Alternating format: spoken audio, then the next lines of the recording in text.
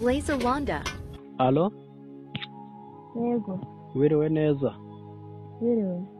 Urimo uravugana Nzabazengereza nari mmerereye hano Kimironko. Nari ngiye kubitsa amafaranga nibeshamo umubare 5 nyayobya kuri nomero yawe 60,000 uyabonye. 60,000? 60,000 nibyo nyobeje aka kanya. Wayohereje ryari? Nyayobeje aka kanya ngewe nari ngiye kubitsa ku majeti wa MTN. Mamagaye kuri MTN barambwira nimbe ndetse guhagarikisha umubare wawe w'ibanga mbanze ngo baze nimba wemera ko yansubiza badahagaritse konti yawe ya MTN. Rero wayansubiza ni 60,000 ko abari bukate wamama 65 nawe andi wamamo 55 nawe andi ukayanywamo agafanta 5 ubwo no yabasigaye. Sha twona nyabonye. Ni Nzabazengereza nari nyayobeje. Ariko wamutubuza wagiye umenya ubwenge.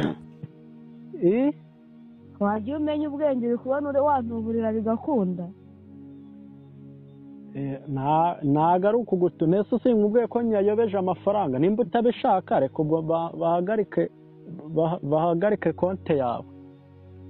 Genda amahero mwabuze akazi mujya muri ako kazi ko gutuburira abantu. Mwabuze akazi muza mu byo gutuburira abantu gutya. Akazi nese ninde ukubwiye ko ari ugutubura? Genda mbobowe. Mbobe menye undi kadi gagashino kawe wamabyiwe. Genda cyano gakubita amazuru mu nanga za so kandi rugorotoba rwawe rumeze nk'inabo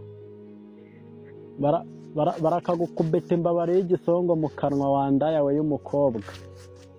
Genda wangegera ubura kujya gukora ikiyede ngo uje kudutuburira. Gakorwe muri iyo nywawe gakorwe mu nda gakorwe mu mazuru. Genda karya mboro yawe. Imborose ndakayirisha urwo rutuba rwawe rumeze nk'inabo.